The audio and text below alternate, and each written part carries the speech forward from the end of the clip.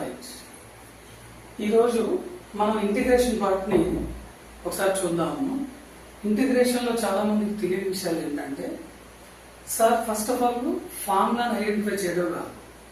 చాలా ఫార్ములాస్ ఉన్నాయి అందులో, కానీ ఎస్పెషల్ నేను ఒక 3 ఫార్ములాస్ తీసుకొని మీకు చిన్న స్టడీ లాగా మీకు చెప్తాను. ఎలా అంటే, సార్ ఎస్పెషల్లీ మీరు ఈ 3 ఫార్ములాస్ ఎందుకు తీసుకున్నారు అని అంటే, 7 మార్క్స్ పాయింట్ ఆఫ్ వ్యూలో ప్రతి ప్రాబ్లం మీకు ఎక్కువ వచ్చే మోడల్స్ ఇవ్వాము. వీటిని ఇంటిగ్రేషన్ ఎలా చేయాలి? సపోజ్ క్వశ్చన్ క్రియేట్ చేశాడు, దీన్ని ఎలా ఐడెంటిఫై చేస్తాం, అసలు ఇది ఏ మోడల్ ఉంది అని ఇలా ఇచ్చాడు. సార్ మరి ఈ మూడిట్లో ఇందులో ఏ ఫామ్ లో ఉంది అని ఐడెంటిఫై చేయడం ఇంపార్టెంట్. సేమ్ మీకు ఇక్కడ రూట్ పెట్టుకొని స్క్వేర్ పెట్టుకుంటే సేమ్ ఈ మోడల్ వచ్చింది చూడండి. అంటే ఇప్పుడు దీని ఆన్సర్ ఏం రాయొచ్చు? 1/√5 tan ఇన్వర్స్ x/√5 రాయొచ్చు ప్లస్ దట్స్ ఇట్, అయిపోయింది. సరే సార్ ఇది బాగానే ఉంది. ఇంకొకటి x² - 7 dx ఇచ్చాడు, లేకపోతే 49 ఇచ్చాడు అని చూద్దాం. 49 ఇచ్చాడు.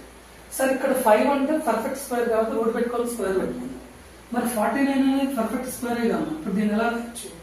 x² - 7² dx అయితే సేమ్ ఇటు ఈ ఫార్ములా ఉంది చూడండి. అంటే ఇప్పుడు దీని ఆన్సర్ 1/2a, ఏ అంటే 7 కదా, log of x - 7/x + 7 రాయొచ్చు plus is the final answer. సరే సార్ ఇలాంటి బాగానే ఉన్నాయి, ఓకే. ఒకవేళ ఇలా ఇస్తే పరిస్థితి ఏంటి? ఇంటిగ్రేషన్ ఆఫ్ 1/x² + 5x లేకపోతే 6x + 2 ఇచ్చాడు, dx ఇచ్చాడు. ఇలాంటి కండిషన్స్ లో మనం ఏం చేస్తాం? సార్ అసలు ఇది మూడింట్లో ఏ ఫామ్ కాదు, కానీ దీన్ని గ్రూపింగ్ చేయాలి. గ్రూపింగ్ ఎలా చేస్తామంటే, మీకు 10th క్లాస్ లో గ్రూపింగ్ మెథడ్ ఒకటి ఉంటుంది అన్నమాట. ఇక్కడ 6a+b² ఫామ్ తెలిసాము. ఇందులో a² + 2ab + b² అని రాస్తాం, గుర్తుందా? సార్ మరి ఇవి రెండు ఉన్నంత మాత్రాన దీన్ని హోల్ స్క్వేర్ రాయడం కుదరదు. పక్కన b² కూడా ఉంటేనే ఇది హోల్ స్క్వేర్ రాయడం కుదరదు. మరి దీన్ని అలా ఎలా రాస్తాం సార్ అంటే, 2 × 3 రాయొచ్చు. 6 ఆల్రెడీ x ఉంది. ఇప్పుడు ఈ స్టెప్ చూస్తాను, మీకు ఈ 2 స్టెప్స్ గుర్తు రావట్లేము. a² 2 a అంటే x అమ్మ, b అంటే ఇక్కడ 3. మరి ఇక్కడ 3² అనేది మన దగ్గర లేదు కదా, అందుకని పర్ఫెక్ట్ స్క్వేర్స్ కి 3² యాడ్ చేసుకొని సబ్ట్రాక్ట్ చేసుకోవచ్చు +2 dx. ఎందుకు సార్ అంటే, మీకు తెలియని విషయాలు ఏంటంటే, మనకి కావాల్సిన నెంబర్ యాడ్ చేసి సబ్ట్రాక్ట్ చేసుకోవచ్చు, మల్టిప్లైస్ డివైడ్ చేసుకోవచ్చు. ఇవి శాస్త్రవేత్తలు ఆల్రెడీ మనకి ఇచ్చిన ఫండమెంటల్ రైట్స్ అవి. సో వాటిని యూజ్ చేసుకున్నాను నేను. సార్ ఎందుకు యాడ్ చేసి ఎందుకు సబ్ట్రాక్ట్ చేశారంటే, మన దగ్గర ఈ రెండే ఉన్నాయి, ఇది లేదు. అందుకని ఇక్కడ b అంటే తెలుసు కానీ b² లేదు, అందుకని 3² యాడ్ చేసి సబ్ట్రాక్ట్ చేశారు. ఇప్పుడు ఇక్కడ నుండి ఇక్కడ వరకు బ్రాకెట్ పెట్టేస్తే సేమ్ దీనిలాగా చూడండి, a² + b² + 2ab. అంటే ఇప్పుడు దీన్ని నేను x + 3² - 9 + 2 dx రాయొచ్చు. మరి ఇక్కడ అవసరం లేదు కదా, 3² అంటే 9 కదా.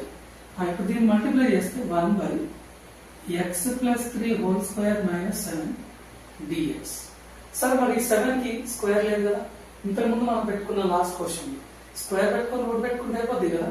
అంటే ఇప్పుడు దీన్ని ఇంటిగ్రేషన్ ఆఫ్ 1/x + 3² - 7 రూట్ పెట్టుకొని స్క్వేర్ పెట్టుకున్నాం. ఇప్పుడు మళ్ళీ ఈ ఫార్ములాకి వచ్చేసింది. అంటే ఇప్పుడు దీని ఆన్సర్ ఏం రాయొచ్చామో 1/2a, ఏ అంటే ఇక్కడ √7 అని, log of ఇక్కడ x అంటే x + 3, x కాదు. So x + 3 - √7/x + 3 + √7 plus is the final answer. సరే సార్ ఇలా క్వశ్చన్ ఇస్తే మనం దీంట్లో కలిపేసాం చూడడం.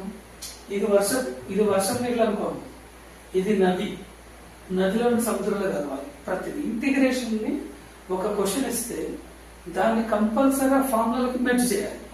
ఎలా మెర్జ్ చేస్తాం? ఇలా ఉన్న క్వశ్చన్ చూడండి, ఈ ఫార్ములా తీసుకొచ్చా, తర్వాత ఆన్సర్ అందులో రాసేసి ఇది తెలిస్తే, and identification is more important. అంటే ఆ క్వశ్చన్ ఏ మోడల్కి వస్తుంది అనేది ఇక్కడ మనకి తెలియదు. దాన్ని మనం తయారు చేసిన విధానం తర్వాత అది ఈ ఫార్మా అనేది తెలుస్తుంది. అది ఏ ఫార్ములా ఉందో అందులో కన్వర్ట్ చేస్తే సరిపోతుంది.